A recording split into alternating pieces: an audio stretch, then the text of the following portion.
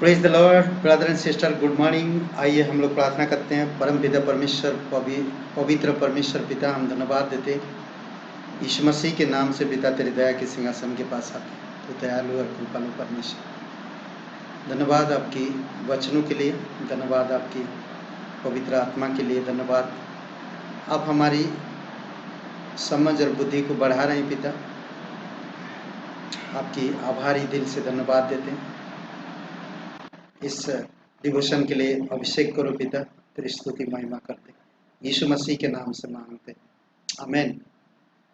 Okay, आज हम देखेंगे, हम लोग आज 14 गुण है। प्रभु तत्व, सर्वसत्ता। सर्वसत्य का मतलब है कि सारा अधिकार,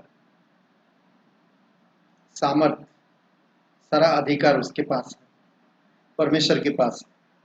इसका अर्थ इसलिए कि वह जो है, परमेश्वर अपनी सिद्ध इच्छा के अनुसार सब बातों को नियंत्रण में रखने और उन पर शासन करने का अधिकार, हक और सामर्थ्य रखते हैं। हक, उनका सारा हक है, सारा अधिकार है और पूरे शासन करते हैं। चाहे अंतरिक्ष हो, चाहे पृथ्वी हो, चाहे कहीं भी, स्वर्गलोक, पृथ्वी लोक या पृथ्वी के नीचे पाताल लोक, जो भी वो शासन करते हैं। ऐसा या 46:8-10 में, हे अपराधियों, इस बातों को स्मरण करो और ध्यान दो, इस पर फिर मन लगाओ। प्राचीन काल की बातें स्मरण करो जो आरंभ ही से है, क्योंकि परमेश्वर मैं ही हूं, दूसरा कोई भी नहीं। मैं तो अंत की बात आदि से और प्राचीन काल से सब बातों को बताता आया हूं जो अब तक नहीं हुई। मैं कहता हूं, मेरी युक्ति स्थिर रहेगी और मैं अपनी इच्छा को पूरी करूंगा। अद्भुत है नहीं? अंत की बातें सब जानता है परमेश्वर और समझता है, इसलिए बहुत जरूरी है कि आपको मुझे समझना। प्राचीन काल से उन बातों को बताता आया है जो अब तक हुई नहीं। दानियल का 2 अध्याय 20-21 वचन में मैं कहता हूं, मैं दानियल का 2 अध्याय 20 और 21 वचन, परमेश्वर का नाम युगानुयुग धन्य है, क्योंकि बुद्धि और पराक्रमी उसी के है। समय और ऋतुओं को वही बदलता है। राजाओं का अस्त और उदय भी वही करता है। बुद्धिमानों को बुद्धि और समझ वालों को समझ भी वही देता है। वाह, यह हमारा परमेश्वर है नहीं? अद्भुत है।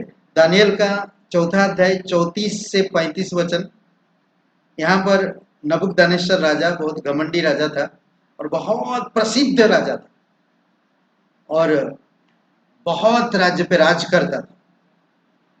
इस राजा को एक सपना है और सपना का अर्थ वो समझ नहीं पाया। दानियल ने सपनों का अर्थ बताया तो राजा को घास खाने पर मजबूर कर दिया और वैसा हुआ। ये राजा का राजपाट सब कुछ खत्म हो गया और वो इंसान का नगरी छोड़कर वो जानवरों के बीच में जाकर रहा, बैलों के बीच में रहा। वचन कहता है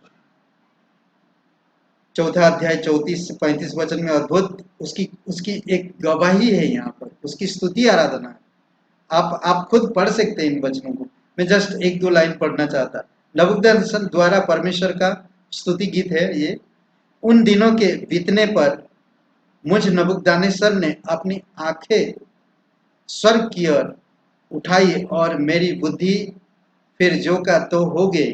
तब मैंने परम प्रधान को धन्य कहा। अब पूरा वचन पढ़िए।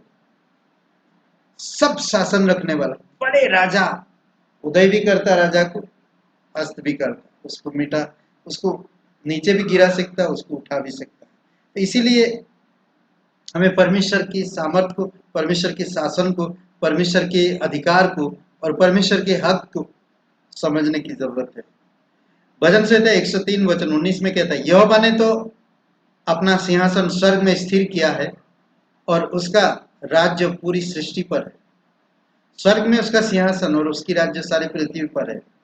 नीति वचन 16:4, यहोवा ने सब वस्तुओं में विशेष उद्देश्य के लिए बनाई गई, दुष्ट को भी विपत्ति भगने के लिए बनाया गया। तो इसीलिए आप परेशान मत हुइए, दुष्ट क्यों बढ़ रहा, तो उसका फल वो भोगेगा। आपको परमेश्वर को जानना है, परमेश्वर कितना महान है। संभवोपदेशक 3:14-15 वचन में, मैं जानता हूं कि जो कुछ परमेश्वर कहता है वह सदा स्थिर रहेगा, ना तो उसमें कुछ बढ़ाया जा सकता और ना कुछ घटाया जा सकता। परमेश्वर ऐसा इसलिए करता है कि लोग उसका भय माने। अद्भुत है, जो कुछ हुआ वह इससे पहले भी हो चुका, जो होने वाला है वह है भी चुका, हो भी चुका है, और परमेश्वर बीती हुई बातों को फिर पूछता है। अद्भुत है। रोमियो 13:1-2, हर एक व्यक्ति शासकीय अधिकारियों के अधीन रहे,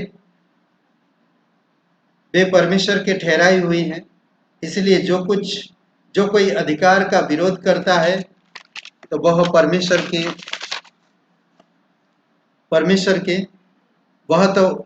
की विधि का सामना करता है और सामना करने वाले दंड पाएगा। इफिसियों का 11, इसी में जिसमें हम भी उसी के मनसा से जो अपनी इच्छा के मत के अनुसार सब कुछ करता है, पहले से ठहराए जाकर मिरास बने। सब कुछ उसके अनुसार करने वाले, उसी के ठहराए हुए मनसा के अनुसार हम लोग मिरास प्राप्त किए। कुछ स्पष्ट बातें हम देते हैं। परमेश्वर सब बातों को पूर्णता अपने नियंत्रण में रखते हैं। लूका 8:22-25 में,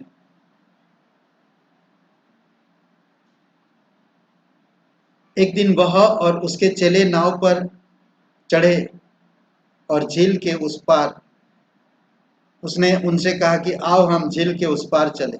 आप खुद जानते हैं कि नाव में सो गया, झील में आंधी, तो आंधी तूफान को डांटा और तब चेले बोलने लगे, ये कौन है जो आंधी और पानी भी इसकी बात मानते हैं, आज्ञा मानते हैं। करेक्ट। परमेश्वर ने अपनी नियंत्रण में रखता है। परमेश्वर अपनी उद्देश्यों को पूर्ण करने के लिए भला और बुरा दोनों का उपयोग करते हैं। उत्पत्ति 50 और वचन 20 में आप देख सकते हैं कि अय्यूब के उसके जीवन में कितनी बुराइयां हुआ, उसके प्रियजन उसके प्रति बुरा ईर्षा रखे और उसको बेच दिए, उसके प्रति कितना बुरा व्यवहार किया गया।